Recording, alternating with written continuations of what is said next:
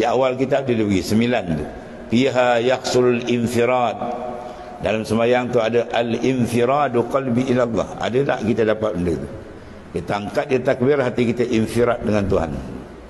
Tu. Inilah benda.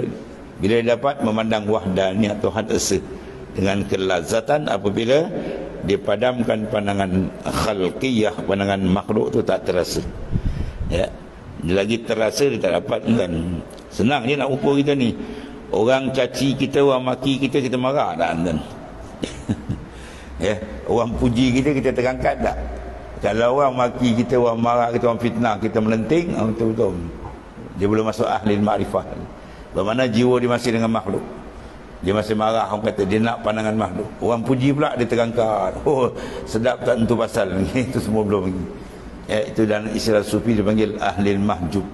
Orang yang masih terdinding dengan Tuhan jauh lagi.